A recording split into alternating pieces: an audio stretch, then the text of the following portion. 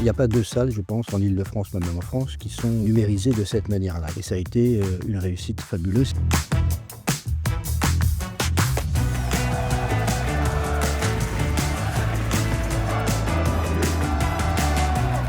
Grand Paris Sud est la deuxième agglomération de France. Équipement phare de l'agglomération, le site des Arènes à Évry-Courcouronnes est aujourd'hui la plus importante salle de spectacle du sud francilien.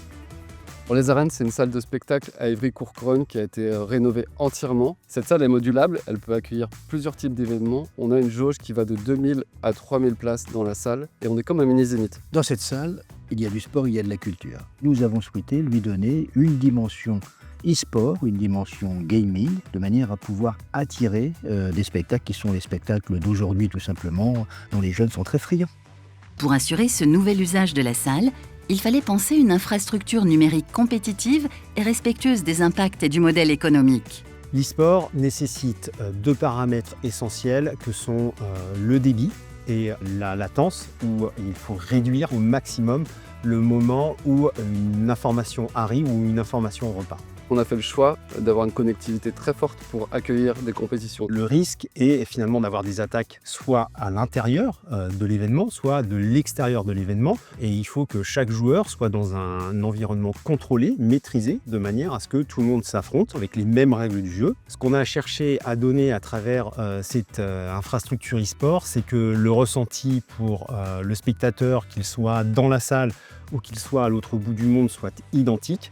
Et ça, c'est grâce à finalement cette connectivité qu'on peut y arriver. Dès 2021, Grand Paris Sud commence à discuter avec les équipes innovation d'Orange et Orange Business pour réaliser leurs ambitions. Orange a été un partenaire stratégique dès la réflexion de cette infrastructure. Ils avaient une habitude de produire des shows e-sport en apportant une infrastructure dans les salles existantes. Ils ont su amener les différentes compétences qu'on a à la fois sur le filaire, à la fois sur le Wi-Fi, à la fois sur la technologie 4G et 5G. Choisir un fournisseur unique qui était l'entreprise Cisco, qui permet d'avoir du matériel unifié.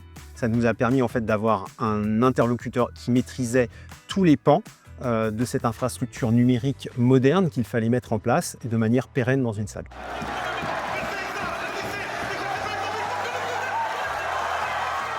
Dès les premières compétitions, en septembre 2024, les joueurs étaient conquis.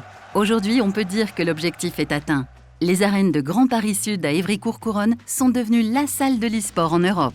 Le bilan est très positif, ça a été un investissement important, donc il fallait effectivement que les résultats soient à la hauteur. On a constaté que l'e-sport c'était un immense succès. C'est le type de spectacle qui rassemble le plus et le plus vite le public. La priorité numéro 1 que nous avons sur ce territoire, c'est la jeunesse. La stratégie, quelle est-elle? Une politique publique éducative qu'on appelle le savoir y jouer, apprendre à pratiquer d'une manière raisonnable le gaming et le e-sport. Mais ça ne suffit pas. On a besoin d'un socle éducatif, mais on a besoin de lumière aussi.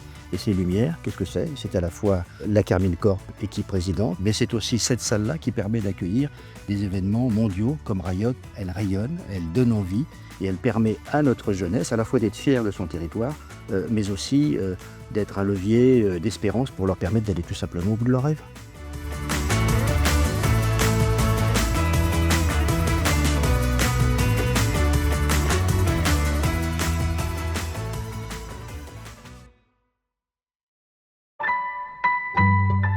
Orange Business.